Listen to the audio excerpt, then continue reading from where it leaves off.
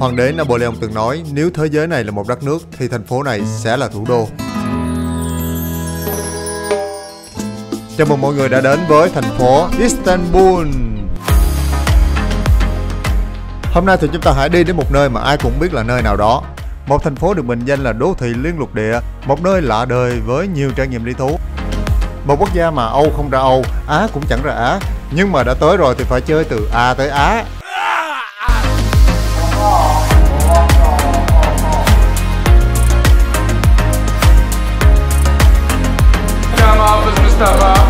Rồi. Thằng lạ nữa. Alo. Việt Nam trên thế.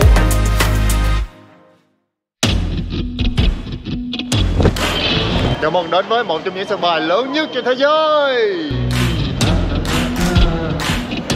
Đây chính là sân bay của Turkey. Chào mừng đến với Istanbul. Ôi, chào mọi người, một buổi sáng rất là đẹp trời, rất là mát mẻ ở thành phố Istanbul của Thổ Nhĩ Kỳ. Mọi người có biết là Thổ Nhĩ Kỳ vừa mới đổi tên không? Không có kêu là Turkey nữa. Turkey nghe giống với gà Tây quá nên bây giờ người ta đã kêu là Turkey rồi nha. Đừng có gọi là Turkey nữa, nghe kỳ lắm, không có hợp với thời đại. Còn bây giờ thì Fahoka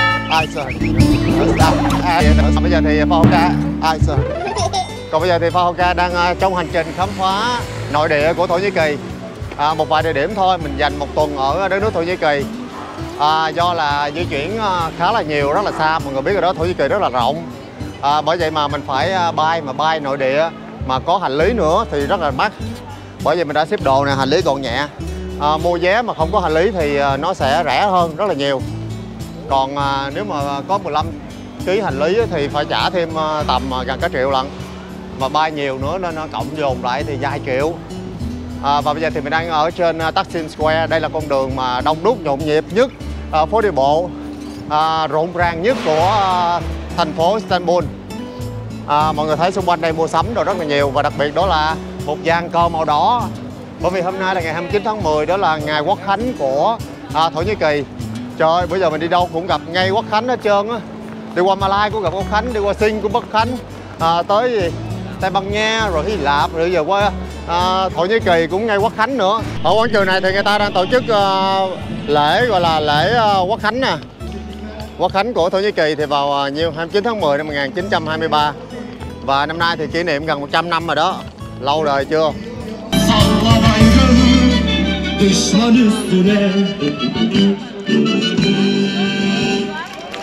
Teşekkürler. Türk askeriyle kahraman Türk milleti el ele hep beraber çok güzel bir ortam var. Çok teşekkür ederiz. Harikasınız. Biliyorsunuz bayrakları bayrak yapan üstündeki kandır. Toprak eğer uğrunda ölen varsa vatandır. Biz bu aziz vatan için kanlarını seve seve feda eden aziz şehitlerimiz için vatan marşını seslendiriyoruz. Đây là quảng trường Taksim nha. Ở đây rất là đông người đi chơi lễ. Istanbul hiện nay là một trong những cái thành phố đông dân nhất trên thế giới. Alkışları göreyim, alkışlar.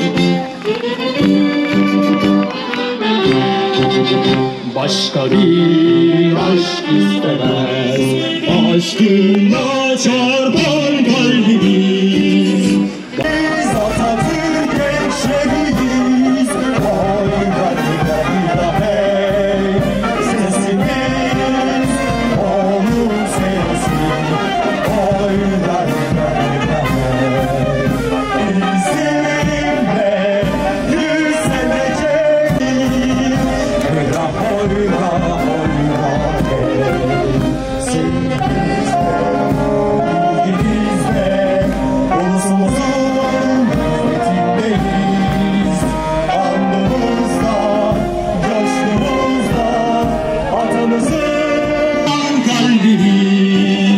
Ey vatan gözyaşlar, bizim yetiştik çünkü biz. Ey vatan gözyaşlar, bizim yetiştik çünkü biz. Gül ki sen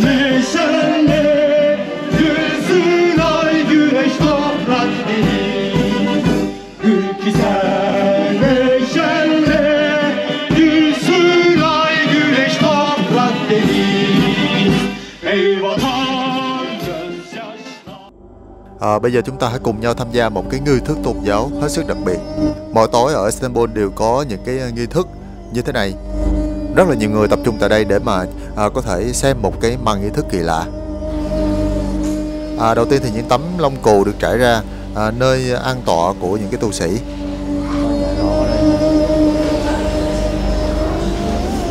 Thông thường thì chúng ta chỉ biết những cái khóa thiền ở trong Phật giáo thôi, đúng không? Nhưng mà chắc là ít ai biết ở trong Hồi giáo họ cũng thiền nữa. Và một kiểu đặc trưng của người Thổ Nhĩ Kỳ đó chính là họ sẽ thiền xoay tròn, gọi là cái gì? Device wheeling, đúng không? Gọi là xoay tròn như vậy. Và đây là một cái kiểu thiền rất là đặc trưng của Hồi giáo Mật tông Sufi, dòng Sufi nhé. Và tại một cái thánh đường nho nhỏ này thì chút nữa sẽ có một cái nghi thức thiền cho chúng ta xem. Nào chúng ta cùng bắt đầu nào. Người chủ lễ Sheikh sẽ bước lên thánh đường đầu tiên và mang theo một cái tấm da cừu màu đỏ. Ông ta sẽ trải ra giữa sàn và làm các nghi thức để cúi lại Đức Thánh Allah.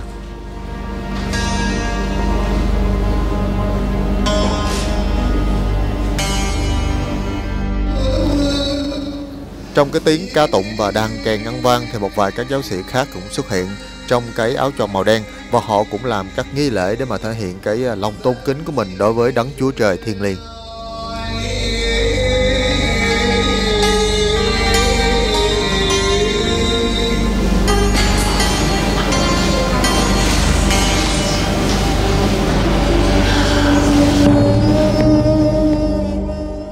Sau đó thì các giáo sĩ sẽ đồng loạt cởi bỏ cái áo choàng màu đen, thả xuống đất, tượng trưng cho cái việc là bỏ đi những gì phàm tục. Bây giờ chỉ còn lại cái áo trắng tinh là thể hiện cho linh hồn trinh bạch, tức là đã rũ sạch những gì vướng bận của hồng trần. Thiền môn này do một người có tên là Rumi, là một nhà thơ, nhà thần bí người Ba Tư truyền lại. Chuyện kể rằng vì quá đau buồn trước sự ra đời của một tụng sư, ông đã sáng tác một tập thơ cầu xin Đức Allah hãy che chở và ban phúc lành cho mọi cái tín đồ. Và trong khi vừa đọc thì ông đã bước vào một cái trạng thái mê ly với những cái động tác xoay người mỗi lúc một nhanh. Cứ thế ông xoay 3 ngày 3 đêm mới nghỉ.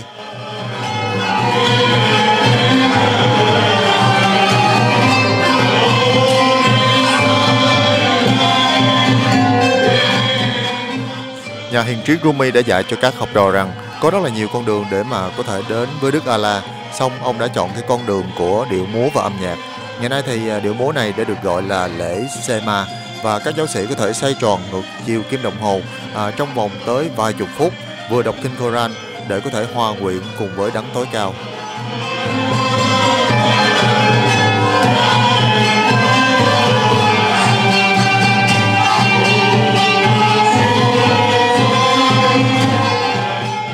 Giống như những chiếc dòng kinh luân đang xoay chuyển giáo pháp, thì các Sema cũng đang lan tỏa tình yêu và sự chở che của Đức Thánh Allah đến với thế gian.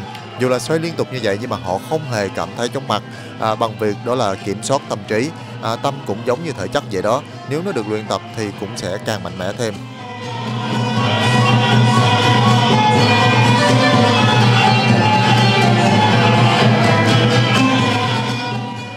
Thiền môn Sema này cũng khá là giống với cái bài tập suối nguồn tươi trẻ của Hindu. Các đấng yogi cũng tin rằng việc xoay tròn thế này giúp cho 7 cái luân xa quan trọng trong cơ thể sẽ được kích thích và giúp cho năng lượng vũ trụ luôn chảy trong cái huyết mạch của cơ thể.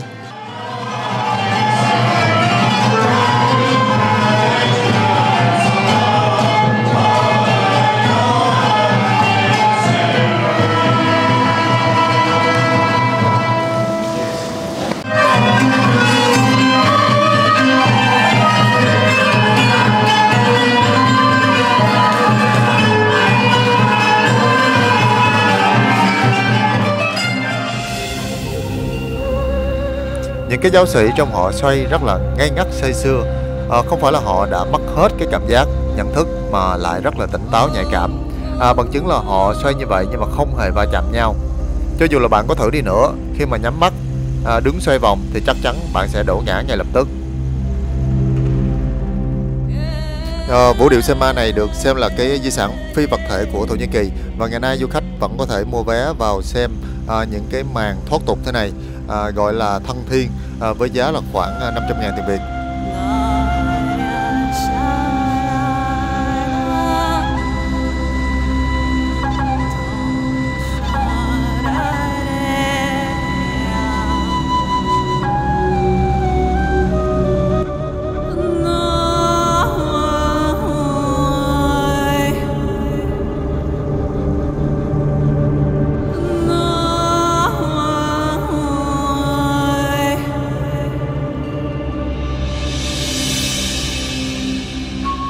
Mọi thứ trên thế gian này đều xoay tròn theo quỹ đạo của nó.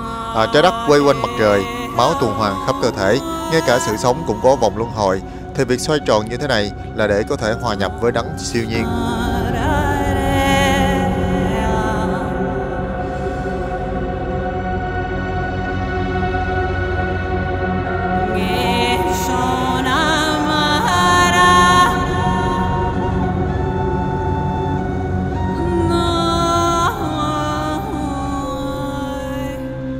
Trong thế giới Hồi giáo Sufi Mật Tông thì vẫn thường thực hành cái nghi thức Sema này. Tuy nhiên thì với trang phục này và cái cử chỉ vũ điệu này thì chỉ có thể tìm thấy ở Thổ Nhĩ Kỳ mà thôi. Mỗi nước sẽ có một cái hình thức riêng.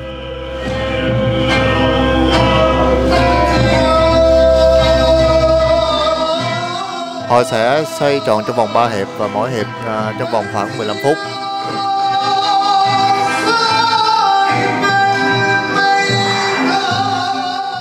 Kết thúc nghi lễ và các vũ công cũng từ từ ngừng lại hẳn.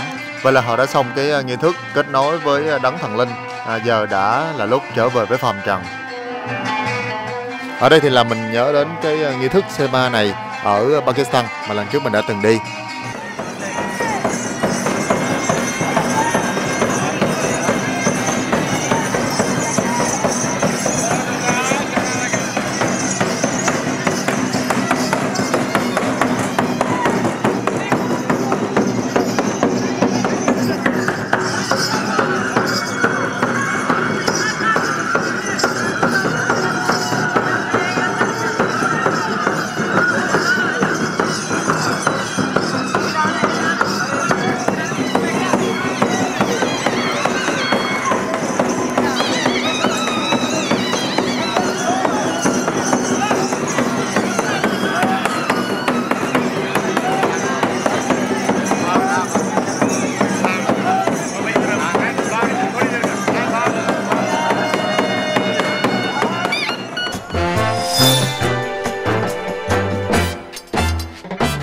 Mình đang trong hành trình bay từ châu Âu đi qua Thổ Nhĩ Kỳ và mọi người biết không, đúng vào cái thời điểm hết hạn luôn. Hôm nay đúng tròn 1 tháng mình ở châu Âu. Visa thông thường thì người ta được có 15 ngày visa châu Âu nhưng mà mình rất là may là được 1 tháng nên đi khá là rong ruổi. Còn bây giờ thì mình đang chuẩn bị check in vào hành lý của tên là Turkish Airlines. Thì để chỉ cho mọi người cách lấy visa Thổ Nhĩ Kỳ đó là mọi người phải còn hạn visa của châu Âu hoặc là Mỹ, rồi sau đó mình có thể lên mạng để mà nộp visa online. Nhưng mà bắt buộc mọi người phải bay vào và bay ra khỏi cái đất nước Thổ Nhĩ Kỳ bằng hãng hàng không quốc gia đó là Turkish Airlines hay là Pegasus. Bởi vậy mà ở đây mình đang check in, xếp hàng để đi vào Turkish Airlines để lấy vé. This is your captain speaking. Welcome aboard. My name is Captain Mehmet Batlov, and Captain Alper Toyoğlu. We are your cockpit crew today. We are planning the base flight at altitude 3,000 feet and duration will be approximately 1 hour. Bỏ vợ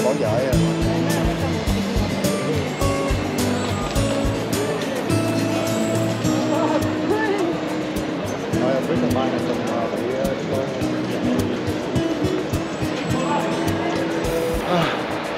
xuống sân bay Istanbul thì mọi người bắt xe buýt số 16 để đi từ sân bay Istanbul đi về trung tâm là Taksim nha. Ở đây có xe buýt nè, khoảng 4 euro một người. Xe buýt ở đây 1 tiếng mới có 1 chặng nha, đợi rất là lâu nên phải tranh thủ xuống là giọt ra liền luôn, mà phải xếp hàng nha để thôi hết chỗ. Ai tới trước thì phục vụ trước chứ không có mua vé gì hết trơn. Quá nực rồi cho người ta lên xe mà không mở máy lạnh, nực gần chết. Người ta hù tôi thui gì trời. Trời ơi quá khốn nạn rồi. Mới vừa xuống hả, Thổ Nhĩ Kỳ đã gặp một cái xém bị lừa các bạn. Mọi người lưu ý nha. Xuống xe buýt hay là bất kỳ cái trạm nào đông đúc của Thổ Nhĩ Kỳ là phải cẩn thận. Bởi vì những cái taxi nó lừa mình. Nó là bộ nó là taxi, cái mình tưởng nó cũng là taxi thiệt, cái mình leo lên xe của nó rồi đóng cửa lại. Rồi mình hỏi nó là mình họ trả bằng tiền euro được không? Tại vì mình chưa có đổi ra tiền Thổ Nhĩ Kỳ, cái nói ok được. Xong rồi cái mình đưa tiền euro cho nó đòi tiền trả tiền trước. Rồi móc ra cái nó nói là mấy cái mã số gì đó ở trong cái tờ tiền euro á, không có chấp nhận. Khốn nạn thiệt chứ. Số series tiền thì ở đâu mà nó không nào. It's not work in Turkey. I understand this one not work in Turkey because of the First Oh, letter. I have no change. Oh, see the serial LP is not allowed in Turkey. Why? I don't understand. It doesn't make This no money sense. No, we accept not anywhere. accept this. We not accept because we cannot use this here. Xong nó kêu là mở bóp cho nó coi để coi là để nó coi là có cái tờ nào mà nó nhận được không. Rồi hả, nó giật tiền. This is No, zero. this- No, no, no. What? No. Give me back the money and I will give you another one. No, No, this one, give. this Hey, Hey! Ga! No, Wait, give me back the money. No, Relax. give me. Relax. No, Okay. I don't go with you anymore. No, Give me because back the money. No, that's make no sense. Give me back the money. Thôi đừng đi được Ga ơi. The serial Đi, number đi. not Thôi, working ở here đây in ghê quá Turkey. Ủa làm sao nữa trời? Thôi đi. Trời ơi, hên á là mình để những cái tờ lớn riêng và những cái tờ nhỏ riêng nha. Nó giật nguyên một đống tiền của mình, xong nó là bộ kiểm tra là mình giật lỗ liền. Mà rất là nhanh đó hả? Là trong lúc nó lấy là nó bỏ nó làm rớt mấy tờ xuống rồi. Nó lùa vài tờ tiền, lúc mà nó cầm á là nó lùa vài tờ tiền rớt xuống cái băng ghế của nó rồi. Mà hên là mình có quay camera lại, quay phim lại. Mà hên là nó chạy là nó trả cho mình 300 euro. Đó, ghê thì chứ mọi người phải lưu ý.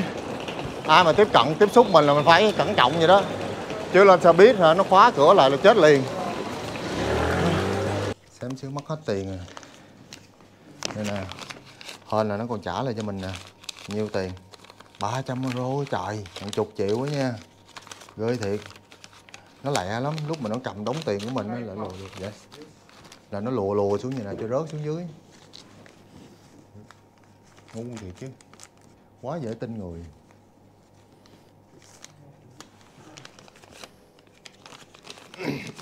Cái chiêu của nó nè, mấy cái tờ này nè.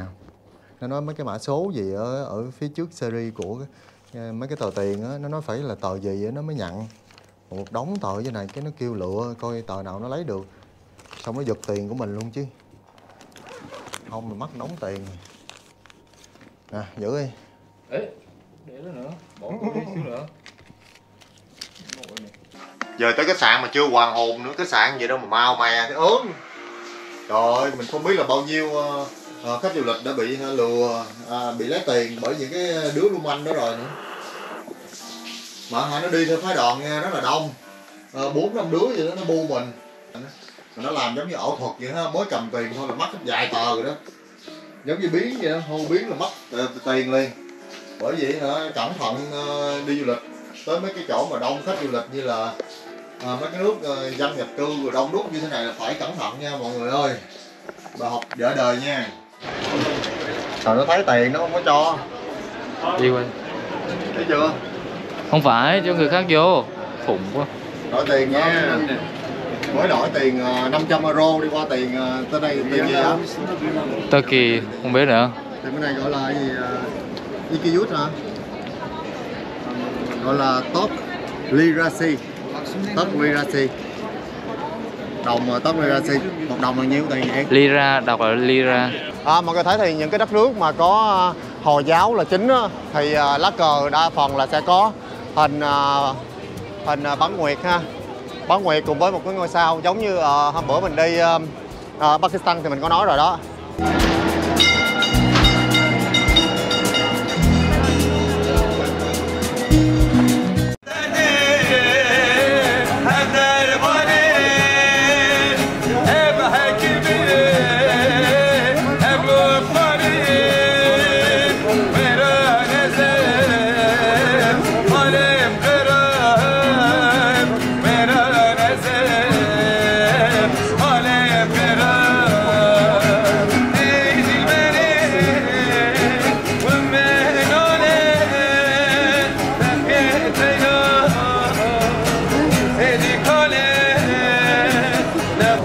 Đến Istanbul mọi người phải thử đi trên cái con kênh này, và đó chính là con kênh mà chia cắt giữa lục địa châu Âu và châu Á mình đó. Bên trái của mình đó chính là châu Âu, còn bên đây chính là châu Á, chỉ cách nhau bằng một con kênh thôi ha. Và mọi người có thắc mắc là tại sao Thổ Nhĩ Kỳ lại không tham gia vào liên hiệp các nước châu Âu không, gọi là khối liên minh châu Âu không? Còn ở đây thì có những cái công trình cổ đang trùng tu nữa nè. Đó là cây cầu kết nối giữa châu Âu và châu Á mình. Và một chuyến phà như thế này rất là rẻ, chỉ có khoảng một chuyến xe buýt ở Việt Nam thôi. Và mọi người khi mà đến du lịch Istanbul thì nhớ mua cái thẻ là Istanbul Card như thế này. Đây, mọi người mua chỉ có khoảng 70.000 tiền Việt thôi, rồi sau đó mình nộp tiền vào để mà có thể đi metro nè, xe buýt và có thể đi phà như thế này nữa, rất là tiện nha.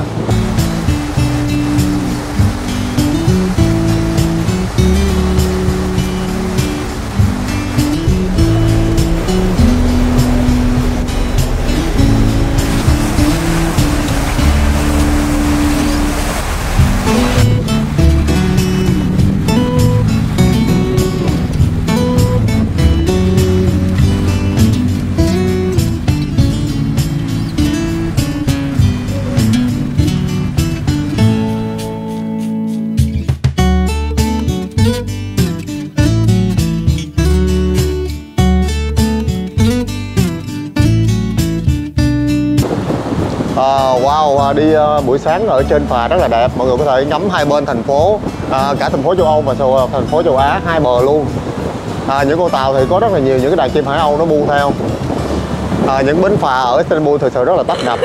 Đây có thể nói là một cái thành phố vô cùng nhộn nhịp với rất là đông dân số. Ở Istanbul có rất là nhiều những con dốc như thế này, đi đuối luôn trời. Không, mọi người tưởng là đất rất là bằng phẳng nhưng mà dốc nhiều lắm. Mọi người lưu ý là nếu mà đặt khách sạn ở trong những cái khu phố ở Istanbul ở bên bờ đông ha, là phố châu Âu á, là sẽ gặp đuối như thế này nè. Hành lý thì rất là khó kéo, đường thì toàn như thế này không à, mà dốc thì thẳng đứng như thế này. Bởi vậy nếu mà vô đây ha, không có taxi là cũng là vất vả lắm á, phải kêu taxi để vô khách sạn nha. Nè, sáng mình kéo hành lý muốn chết luôn.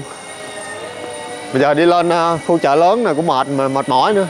Hôm bữa mình đi khu chợ lớn rồi, bây giờ mình quay lại để trải nghiệm thêm. Cái gì?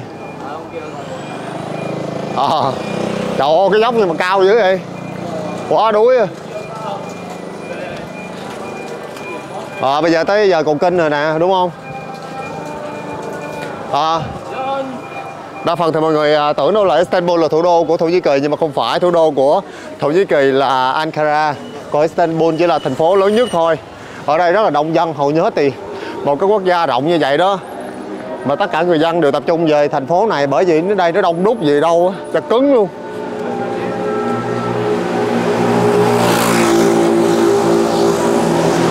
Và mình thấy thì ở đây nó có hơi hướng rất là giống với Ấn Độ. Mọi người qua đây đi rồi sẽ biết cái kiểu mà vừa đa dạng. Bởi vì bên này người cũng like rất là nhiều. Mọi người thấy Thổ Nhĩ Kỳ là nằm giữa bờ Tây, phương Tây với châu Á là kết nối với nhau. Bởi vậy mà người bên đây rất là like giữa Á với Âu. Cái này là phương tiện công cộng ở đây nè, tàu điện nè.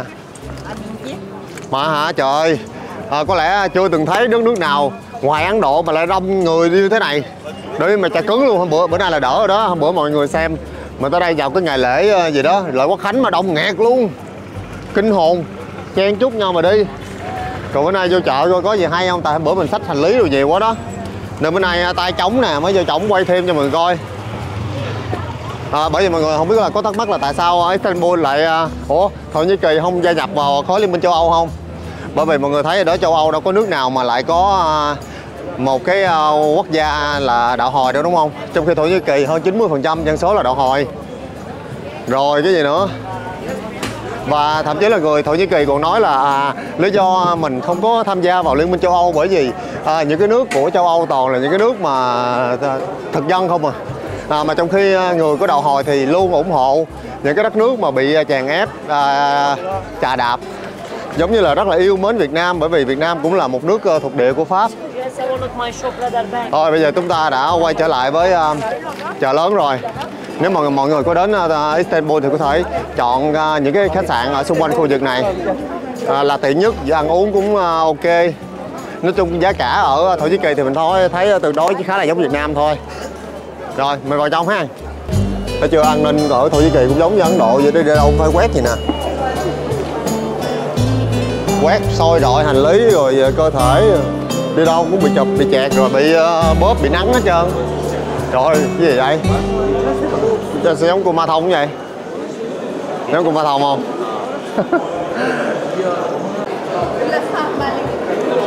Đây có thể được xem là một cái khu chợ cổ nhất và rộng nhất, khu chợ ở trong nhà nha, cổ nhất và rộng nhất thế giới. Tại đây bán rất là nhiều đồ, toàn là đồ Trung Đông không. Đặc biệt đó là trang sức và mỹ phẩm. Đặc biệt đó là một cái loại kẹo rất là ngon, mình phải quay lại đó để mua mới được. Những cái loại đèn như thế này nè, quay vô coi có chớp không? Có nè. Chớp ít đúng không? Ôi rất là đẹp. Wow, lộng lẫy rực rỡ, huy hoàng, long lanh lấp lánh. Thật ra những cái đèn như thế này ở xứ Ba Tư hay là Ấn Độ mình đều có thể thấy ha, chứ không riêng gì Thổ Nhĩ Kỳ. Thật ra khu chợ này làm rần rần vậy chứ mình thấy không có gì hết trơn. Toàn là bán đồ gì trang sức, mỹ phẩm rồi quần áo thời trang không, mà không có gì đặc trưng là của Thổ Nhĩ Kỳ, Trung Đông chứ, đúng không? Thấy có gì đâu đặc biệt hả? Nãy giờ đi vòng vòng không thấy gì coi được chứ. Thì cũng là cái gì mấy cái sắp rong rồi hoa nghệ tây rồi thôi. Big dog. Big what? Big... Same enemy. Same enemy. Same enemy. Vietnam, Turkey. Vietnam, Turkey. Best friend, brother. Sivas. Erzincan. What year? What year? 1965. 1965. 1965, năm 1965. Turkey and Vietnam. Vietnam, Turkey, same soldier. Same soldier, cùng khoe á. Cùng khoe. Giờ mình đã tìm ra một cái nét đặc trưng giữa người Việt và người Thổ Nhĩ Kỳ, đó chính là yêu niềm đam mê của cà phê. Trời ơi, cà phê bên này nhiều lắm nha, mà những cái quán cốc ngoài đường á, ngồi ở trên những cái bàn, những cái ghế nhỏ dọc lề đường giống như bên mình vậy đó.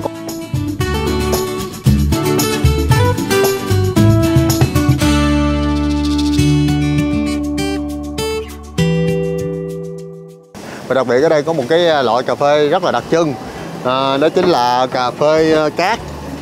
Mua một ly cà phê cát quay cho mọi người coi cho biết coi. Bên này cũng ra cà phê rồi giống mình vậy đó ha, mà cà phê bên này không có đậm bằng người Việt đâu, uống rất là loãng. 15 minutes. Việt Nam mình nổi tiếng cà phê phin, chứ bên này người ta nổi tiếng là cà phê cát như thế này ha. Cái bồn này nó tự nóng lên rồi bỏ cát luôn rồi rang thôi, nó sôi lên nè, 2 phút rồi sắp tràn ra rồi. Nhưng mà bây giờ do cái này mất thời gian quá nên cũng rất là ít người bán, giống như cà phê phin Việt Nam vậy đó. Rất là ít người chịu khó chăm phin, thì bên này cũng rất là ít người chịu khó mà bán cà phê cát như thế này.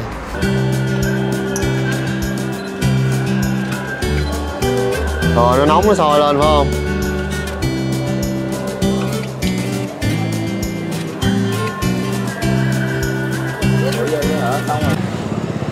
Hello. What? Yes. Yes. Có uống gần chết. Đưa cái mic của ông. Microphone. Yes. Sao khó uống vậy? Bên mình nó là pha bột á. Do you know Vietnamese coffee? No, Mr. Normal Turkish coffee. Hả? Normal. Normal coffee. Coffee, yes. Oh. Shoe with the milk, with the milk. Normal coffee. Shoe with the milk, coffee, shoe, Osman coffee. Osman coffee, shoe. Khó uống quá à. Bên mình á là phải lấy cái bã đúng không? Mình lọc ra rồi mới lấy nước cà phê mình uống. Còn cái này trộn bã vô luôn vậy nè. Khó uống chết. Ottoman hả? Coffee with the milk. Milk. Shoe milk. Nè cà phê Thổ Nhĩ Kỳ vậy nè. Uống xong còn cái bột này nè. Cái bã nó nằm bên dưới nha, không có uống được, nó nghét nè. Ngộ ha, bên mình tao phải lọc bã rồi, còn bên đây pha trộn vô gì luôn. Salmon họ trộn lum. Mix. Sorry, Mr. Không nói 15 phút mới được. 15 phút nữa. Đông đang trộn nấu lên á. No, half minute. No. Gì? Sữa rồi bột gì tùm lum trong này, kem rồi. Salad nha. Món salad. Mr. Shoe. Món gì cơ lạo á trời. Google. Một căn phòng bí mật. Mời mọi người vào xem đây là cái gì của Thổ Nhĩ Kỳ. Vô đây. Ồ, bí hiểm dữ ha. Mọi người biết Hamani là gì không? Hamani. Ô, gì vậy? Ủa này phòng cho nữ không ơi? Cái phòng bên nam bên kia. Lộn. Không, bỏ mặc đồ mà bỏ quấn khăn lộn. Bên đây cho nam nè. Ủa sao mới nãy nó nói nam nữ chung mà. À bên đây mới cho nam. Haman, bên đây Haman, Hamani là cho nữ, Haman là cho nam. 22:30 đóng cửa. Massage 30 Turkish lira. Massage là 30. Massage. Scrub 30. Scrub 30. Everything one person 170. 170. But massage. Everything. Rồi, 170 đi. Ok, 170. 170. Yeah. Okay. What is this? What is this place? What is it called? Saman. Saman. Haman. Hamam. Hamam. Kasımpaşa Büyük Hamam. Büyük Hamam. Không biết, không hiểu gì. Không biết. Thì Haman đó. Hỏi đi, cô giới thiệu đi.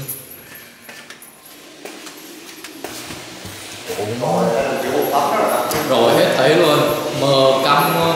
Đúng rồi, đúng rồi. Ra ngoài giới thiệu đi ca, không được đâu. Nó mờ rồi. Mờ màn hình hết rồi nè.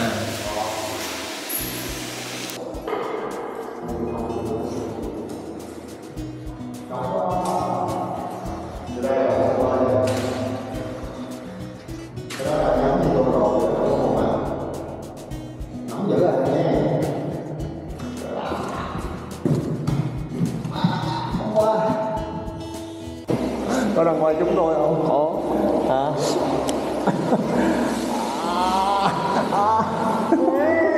Đau. Làm gì mà đau? Đau cái hành hạ gì trời. Đau. Nè. Không có sướng như massage Thái mà đau không? Cái gì nữa vậy?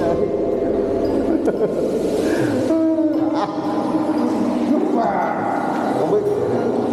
Hồi chắc đi nhà thương quá. Đau. Cái chân tôi đi hết nổi luôn rồi. Đau quá. Được chưa? Đừng làm gì nữa nha. Nè. Hết rồi đó. Nè. Ông kêu ông men lên giờ lên mà kêu như con thấy rồi, kêu như là con dơi vậy.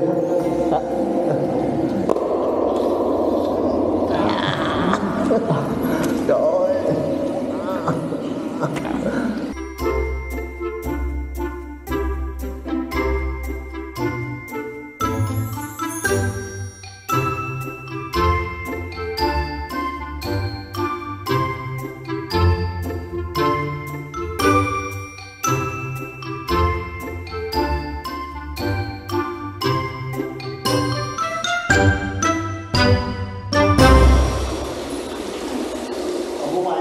có đang quay nè. Ủa nhột hả?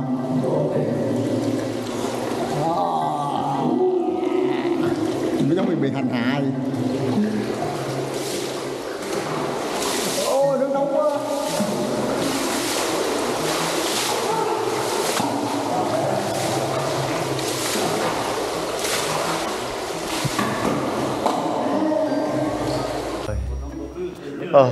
Tắm xong riêng mình mẩy chân đi để trị liệu mà hả, còn bầm dập thêm nữa trời, nhức mỏi. Ông bấm cái quyệt nữa nè, muốn chết luôn, quá mạnh, bẻ giò, bẻ cẳng, bẻ tay, bẻ gà vậy. Đập bạch. Từng tắm ở Hàn, ở Nhật rồi, thấy đã nhiêu, qua Thổ Nhĩ Kỳ tắm lạ quá. Thôi giờ ra thanh toán đi. Gì? Vậy hả? Tới tiền đây. 170 người, 2 người 340 đúng không? Thì 170 người, 2 người 340.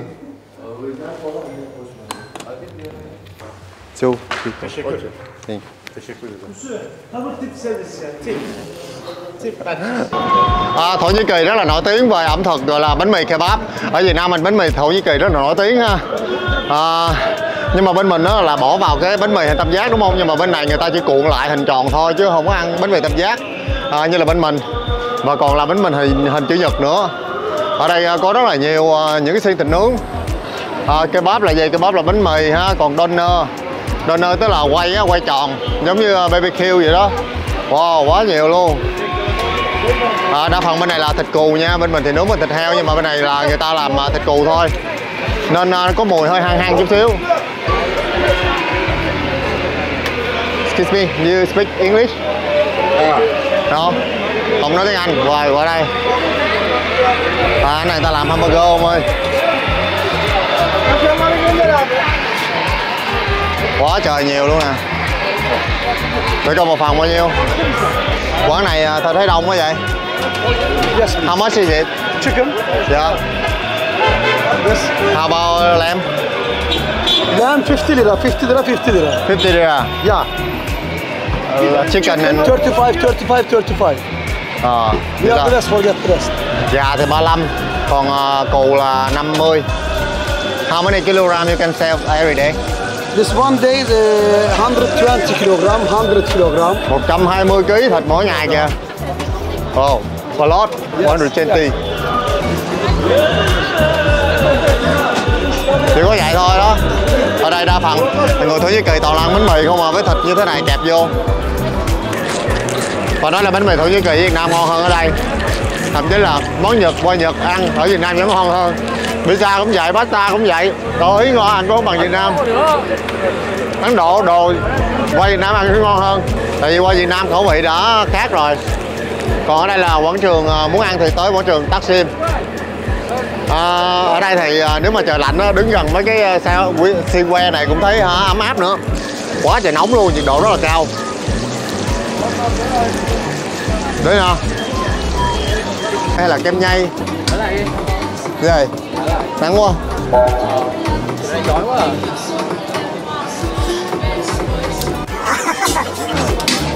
Đây là kem lầy, kem nhoi nè. Ôi. What is it? Kem đặc trưng của Thổ Nhĩ Kỳ là kem lầy, kem nhoi, kem nhây. Đây là kem lười, kem lầy nè.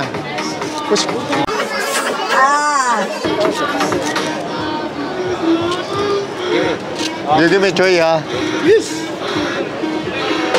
It's okay. Quá lầy. Try. Try.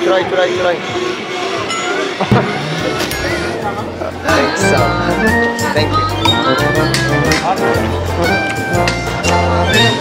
Hi, welcome, Office Mustafa. Hi, how are you? Fine. Bên này cứ gặp ai bấm máy rồi nó nhào lại không? Bên này cứ gặp ai bấm máy là bắt đầu nhào lại chào rồi đó. Đây, sô-cô-la. Mình không hiểu tại sao lại ở Thổ Nhĩ Kỳ người ta lại thích ăn ngọt đến như vậy. This with sandwich. Yeah, no, this is baklava inside ice cream. Baklava. Với kẹp kem chứ không phải là kẹp cheese. Ottoman. Bánh Ottoman. I tried this already. Thank you. Rồi bên này hả? Mình đã thấy những cái loại bánh giống sushi rồi đúng không? Còn những cái loại bánh này mọi người thấy giống như há cảo xíu mại rồi của Trung Quốc vậy đó. Nhìn nó bóng lưỡng à. Thấy không? Giống ghê luôn. Giống sủi cảo rồi đó. Nhưng mà nè, nhưng mà cái này là đồ ngọt nha chứ không phải đồ mặn đâu. Quá trời đồ ngọt luôn, minh thiên. Còn những cái ông này toàn là mặc đồ đồng phục rất là đẹp. Chưa thấy ở đâu một cửa hàng đồ tráng miệng, đồ ngọt là nhiều như ở Thổ Nhĩ Kỳ luôn á.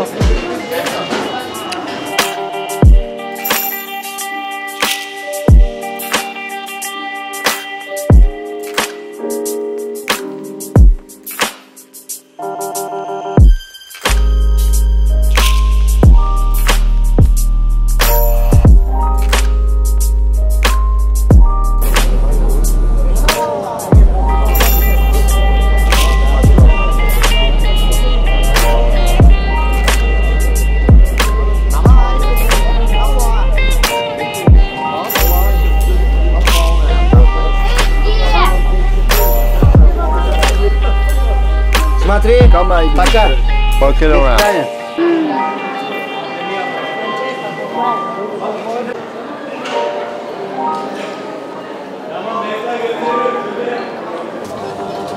YouTube. Bravo, bravo, bravo. Việt Nam. Vietnam. Rồi.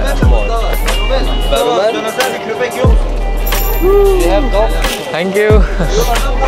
Thank you. Đây người ta bị xếp hàng mua cà phê dài thằng lòn rồi con này. Nói dùm về cách là Is this coffee? Yes, Turkish coffee. Turkish coffee. Yes. Good. Good, very good. The number one in Turkey. The number one in Turkey. Yes. Wow. Đây là cà phê số 1 đang sáng đó. Đây là cà phê số 1 Thổ Nhĩ Kỳ. Mua đi. Thôi, pha. Chứ 63 gram kìa. Thôi, biết. Rồi khó pha. Mấy cái chùm giống bông hoa đây là ớt nha.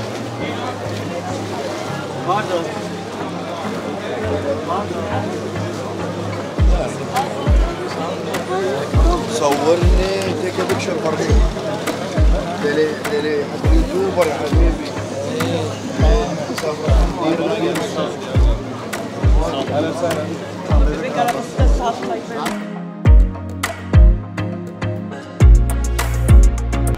Mới vô chợ một cái nón có chữ nè, Turkey, Thổ Nhĩ Kỳ. Trời ơi, là đầu tiên mình đi một cái quốc gia, một cái thành phố mà nó đông đúc và ngột ngạt hơn những cái thành phố Ấn Độ nữa. Trời ơi, gì đó mà rần rần ầm luôn, mọi người thấy không? Chen chúc đi kìa. Quá trời đông luôn, ngoài sức tưởng tượng luôn các bạn. Sáng giờ đi chen chúc, nào là tàu điện ngầm, rồi xe bus, cái nào cũng đông hết trơn. Giờ đi chợ nè, rung tum xeo hết trơn, tum xeo trong này. Ồ, đây là cái gì? Đây là khu chợ, giống như khu chợ lớn vậy đó, thì gọi là đại gì? Đại chợ lớn. Đây Ren Bazaar. Ở những cái nước Trung Đông thì người ta gọi chợ là Bazaar nha. Bây giờ mình vô đây như thế nào, nhưng mà vô đây thì cũng phải cẩn thận đồ đạc tư trang, túi xách, đồ bóp ví, bóp tiền đồ. Bởi vì sợ người ta bóp mình thôi.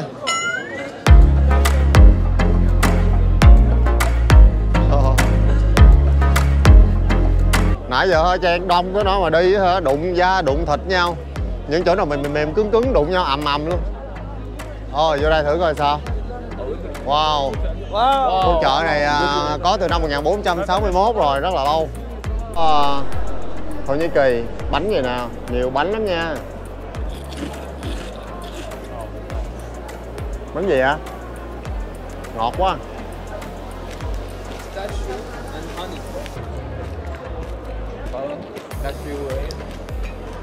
Quá ngọt rồi. Mình lấy 100 gram được. Nói chung ăn họ cũng quen, cũng ngon. Ta bán nguyên hộp không mà. Mua 1 kg này thì làm được nhiều vị khác nhau. Mà 400 mấy ngàn ăn gì nổi. Everything. Đây mọi thứ mình nhờ cái gì đó, này giống như kẹo kéo đồ bên mình gì phải không? Đó, mọi thứ một chút. 1 ký dưới này là nhiêu? 780, còn trên này thì rẻ hơn nha. Mà mình thấy dưới ngon hơn. Ở dưới nó không có nhân trong á, cứng mà nó ít ngọt. Màu mè đồ dữ dằn ha, còn bên này là thảo mộc đồ dữ nè. Thảo mộc, hoa lá cành, gia vị, hương thơm, thảo mộc, hương liệu. Đủ loại, rất là nhiều màu sắc đa dạng. Mà cắt ra nhỏ giống như là bánh cuốn gì, gọi là sushi vậy đó. Rồi mua được vô đây là cũng 120 ngàn tiền Việt nè. Vậy không? Tại đây thì mình có thể thử trang phục gọi là cái gì? Đồ Ottoman, gọi là đồ cổ trang của người Thổ Nhĩ Kỳ.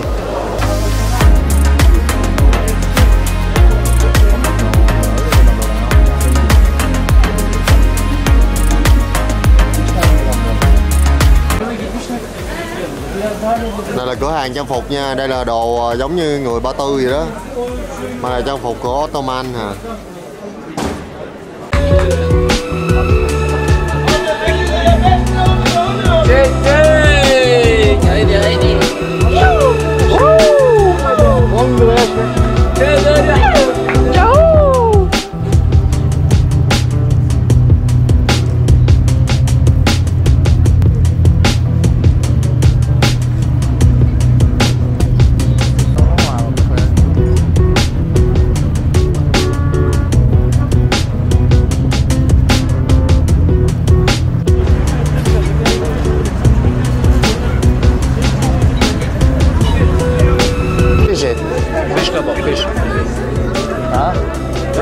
fish.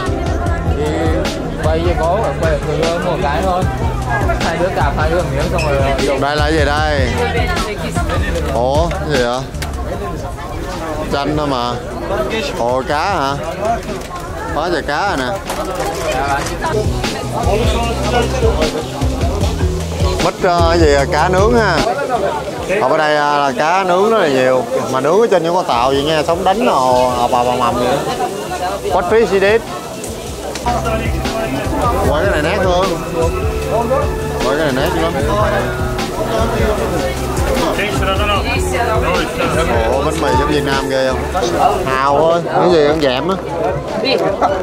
Trời ơi, nửa con cá, nửa ổ bánh mì nè. Nguyên con cá luôn. Nguyên con cá luôn, bỏ hành rồi vô. Gì vậy? Trời, chỉ ăn cá kèm bánh mì đi trời. Mùi cá thơm lắm nè. Ăn khô quá trời luôn, không có như mình mà bỏ thêm gia vị rồi mấy nước sốt rồi lên ha. Trời ơi khô. Cá mà xương không gì sao ăn chợ xương sườn xương sống thì ngộ quá, ăn gì xương không có làm xương sẵn với mình. Bên này là làm cá phi lê rồi bỏ vô ha, còn bên này để nguyên con cá luôn, xương không. Phi lê còn xương. Người ta ăn với chợ luôn rồi. Ok. Yeah,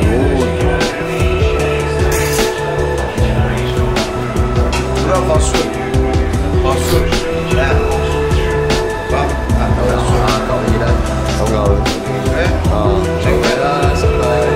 Đậu ngừ.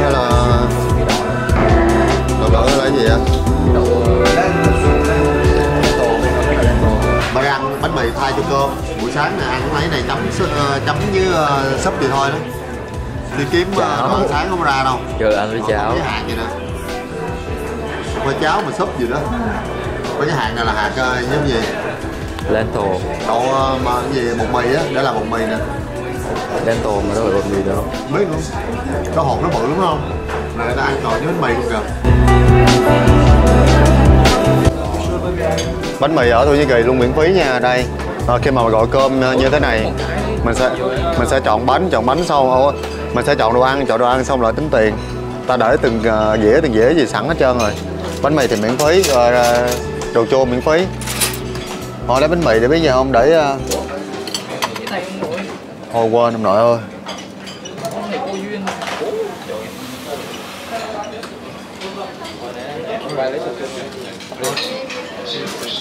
$280 lên kìa.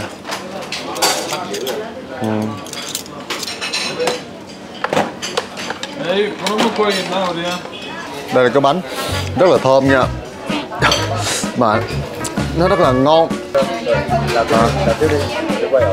quá ngon.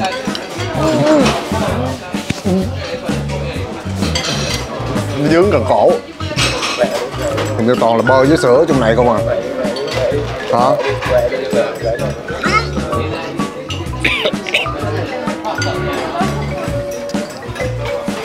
Rất là thơm, béo. Ôi, đây là một cái quán rất là đặc trưng, một cái quán cà phê mà có thể nhìn xuống vịnh biển và cả những cái thánh đường. Một cái góc nhìn rất là quen thuộc ở trên những cái hình rất là lung linh của Instagram. Mình nghĩ thì cái hình đó được chụp ở trên một quán cà phê, nhưng mà không phải, nó chụp trong một cái studio bên kia, mọi người thấy không? Và một lần chụp như vậy là 35 thôi. Và không hề có chim hải âu như mọi người từng thấy. Và nó được chụp trong nhà chứ không phải ngoài trời nha. Tất cả chim hải âu đều được ghép vô. Và cái bầu trời lung linh cũng được ghép vô. Tất cả đều qua chỉnh sửa Photoshop hết. Nè, mà đứng đây đâu có con chim nào đâu. Chim ở đây nó không có dạng như là ở bên Ấn Độ. Nhưng mà do là chi phí đắt quá nên mình cũng phải qua đây để mà tự thuê đồ và vẫn có thể chụp với thánh đường và cái vịnh biển rất là đẹp bên dưới. Thôi chụp hình nào. Xin chụp hình luôn nha.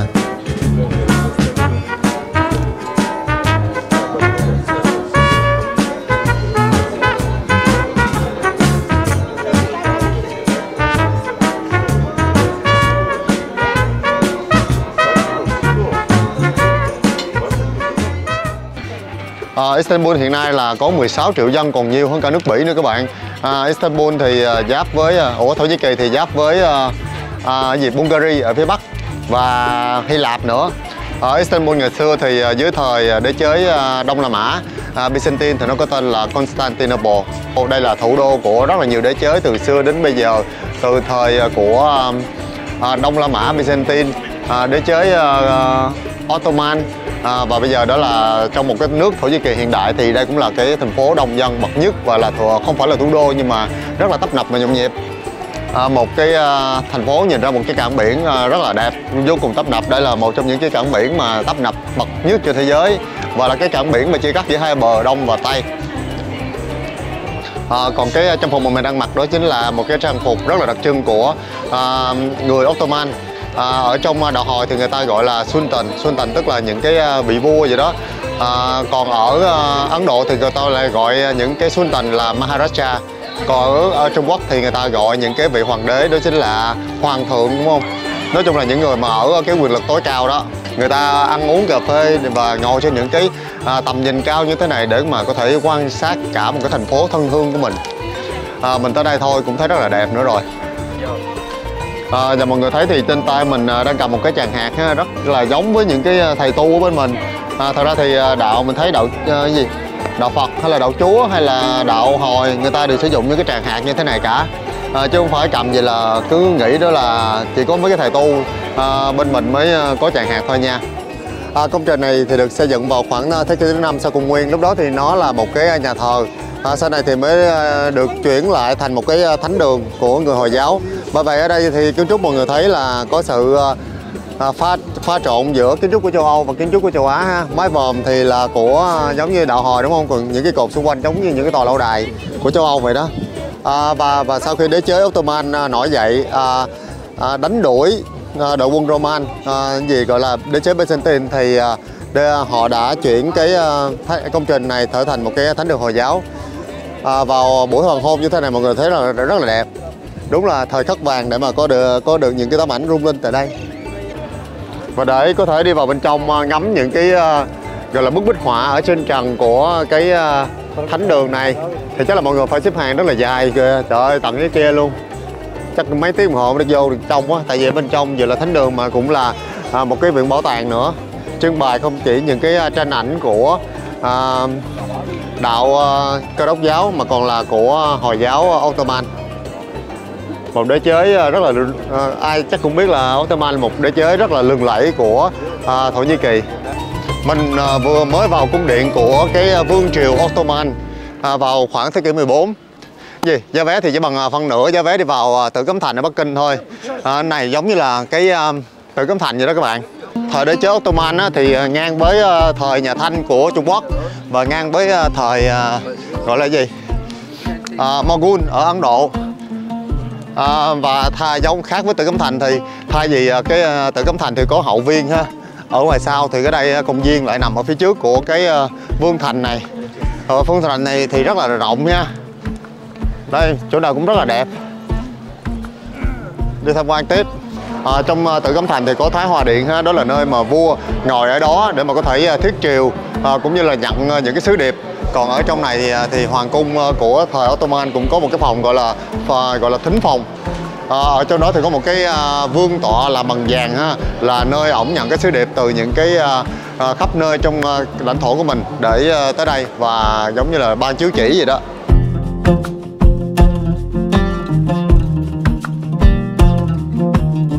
Còn đây chính là nơi mà các hoàng đế Ottoman dùng để tiếp các quần thần của mình cũng như là bàn những cái vấn đề về hậu cung và một số những cái lễ cưới của hoàng gia cũng được tổ chức ở trong này. Có thể nói thì những cái kiến trúc của thời Ottoman nó cũng không quá là lạ lẫm và đặc biệt cũng không quá kiêu sa như là những cái kiến trúc hoàng cung ở Trung Quốc hay là ở Ấn Độ mà mình đã từng đi.